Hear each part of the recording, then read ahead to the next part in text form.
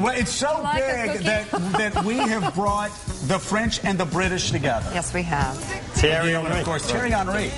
He's the newest member of the New York Red Bulls, French international soccer star, and today he's announcing a multi-year deal with a Major League Soccer club, the Red Bulls. Also with us, of course, co-host of ESPN.com's Off the Ball, Roger Bennett. He's author of ESPN's World Cup Companion. And Roger, how many times did I tell you the story about what drew me to the beautiful game? Not enough times, Joe. It was this guy. Let's hear it again.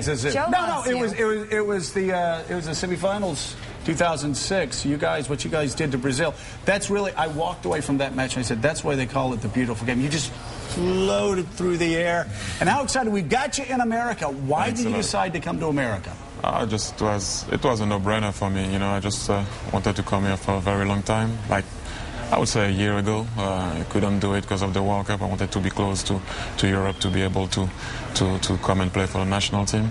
But then after this World Cup, it was like a no-brainer for me to come here. I just love the town. Yeah. I want to help the Red Bulls to win their first title. So here I am.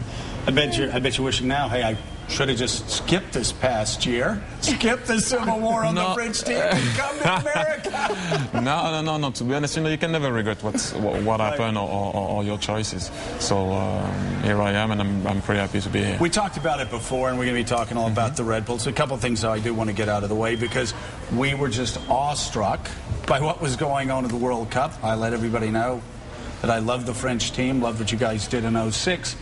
But you had some of the greatest athletes in the world. But the thing about football, that's what we call it around here, football. Yeah. The thing about football is it's not an individual game. It is a team sport more than any other sport out there. You've got to move together as one entity, don't you? It is. That's one thing we didn't do. We did have a lot of good players, but we didn't manage to play well as a team. That's the most important thing. I mean, a lot of stuff came out, as you all know. A lot of stuff were invented, trust me.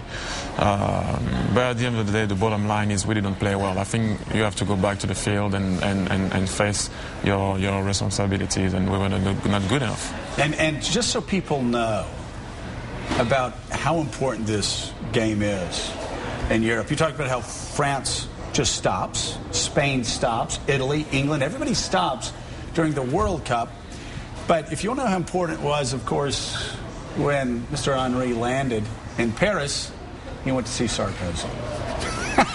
to talk about the catastrophe. What is it? I bet you never expected to be called by the president of France when you returned home from the World Cup. Never. I've been to see the president for other stuff, to win, you know, and celebrate the victory. But this is the first time I had to go and handle a situation like this. But at the end of the day, we had a great discussion. It was nothing bad. Yeah. Everything good came out of it. But that's just to tell you like how it is when football comes into the matter. And are the North Koreans still alive? Did they kill that team? Well, we don't. They're in trouble. Missing in action. They are in trouble. So, Roger, let's talk about how important the game is becoming in America. Because when we started this segment, everybody laughed.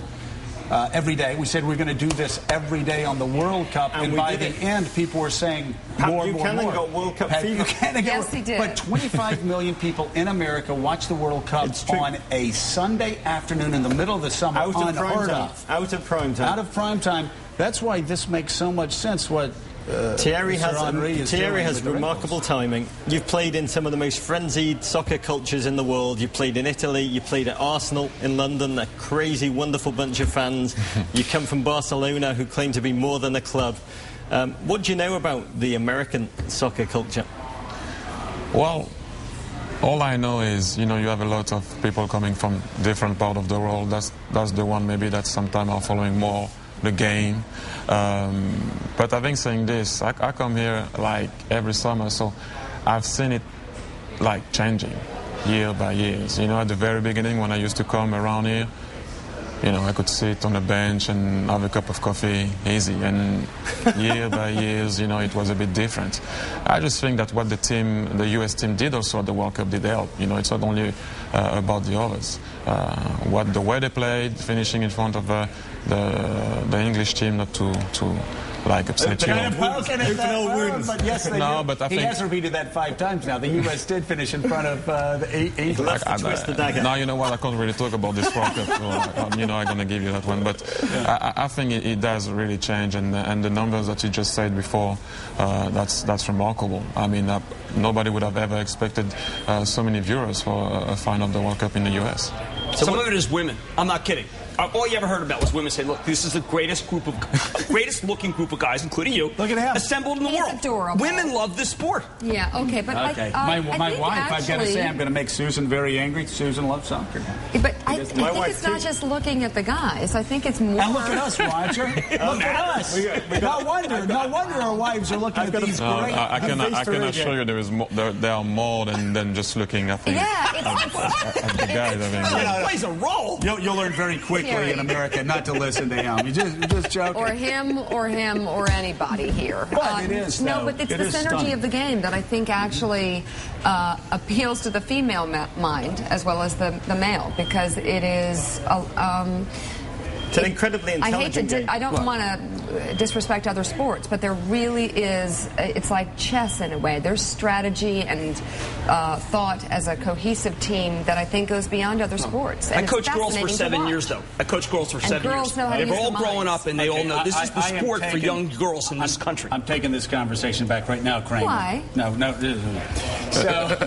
that. Good point. So also, though, it's so fascinating. You said you used to come over here, people didn't bother you on benches, but you've noticed it's really picking up, especially with younger Americans, right? Yeah, definitely. I mean, I have a lot of guys playing in a lot of American sport here, and one of my friends is Tony Parker, I know Ronnie Choyaf, I know Steve Nash, and they all, like, when I speak to the guys playing, for example, in the NBA, they all play, like they say, soccer at a certain point, and then they changed.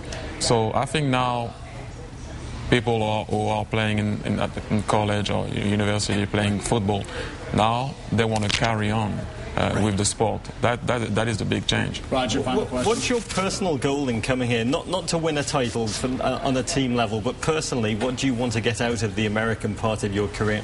You know what? That's my way of saying things. It's a collective game, so I never talk about myself on a personal point of view when I talk about football. I like to talk about how we can produce as a team, and the most important thing for me is to win. It's wherever I played, I wanted to win. So whether you're in America or Spain or England or France, you want to win, and you need your teammates to do that. How exciting. This is exciting, Thank Roger. you for coming on. This is phenomenal. Timing is great. Thank you so much. Thierry Henry, it's a great honor. I appreciate it. Thank you. All right, now, in case you needed any more indications that soccer is getting huge in America, we want to tell you about a special event at Fenway. Baseball's cathedral. It's called Football at Fenway. It's featuring the Scottish Premier League's Celtic Football Club. And don't worry, no riots in Fenway. Versus the Sporting Club de Portugal. It's July 21st at 8 p.m. Tickets are on sale now. And it won't get ugly like the Celtic Rangers made. Oh, my God. It is seriously. That's why we were going. Just wear a black jersey when you go into the clubs. We'll see you there, Thierry Henry. All right. We'll see you with the Red Bulls. Thanks for having me. Next. Merci.